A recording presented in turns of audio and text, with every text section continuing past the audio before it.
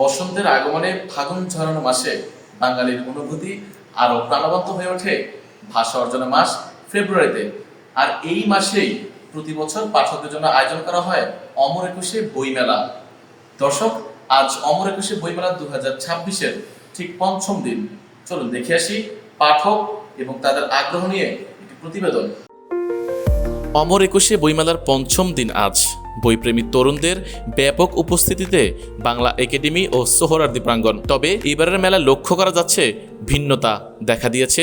গতানুগতিক কাগজের বইয়ের পাশাপাশি তরুণ প্রজন্মের আগ্রহের কেন্দ্রে রয়েছে ডিজিটাল প্ল্যাটফর্ম। মূলত দুটো প্ল্যাটফর্মই আমাদের কাছে ভালো লাগছে, ডিজিটাল প্ল্যাটফর্মও বলেন আর বই, দুটো মিলে কম্বিনেশনটা খুবই দারুণ। বিকেলে সূর্য গড়াতেই মেলা প্রাঙ্গণে বাড়ে বইপ্রেমীদের ভিড়।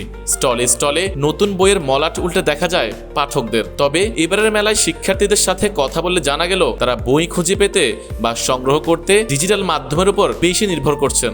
এটা না ঠিক, এক একজনের কাছে এক এক রকম। আমার কাছে হয়তো বা ডিজিটাল সাইটটা আগে, এটা পরে।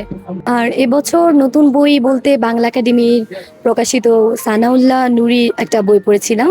মেলার প্রথম কয়েকদিন বিক্রিতে কিছুটা ধীরগতি থাকলেও প্রকাশকদের কণ্ঠে শোনা যায় আশার সুর। সময়ের সাথে মেলায় পাঠকদের আগমন বাড়বে বলে মনে করেন প্রকাশকরা।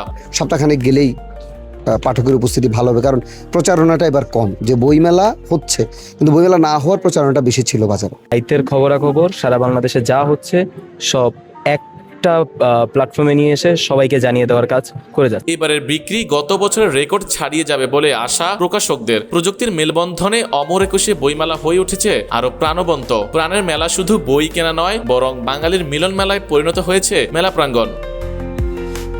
ডেস্ক রিপোর্ট, দৈনিক দৃষ্টি।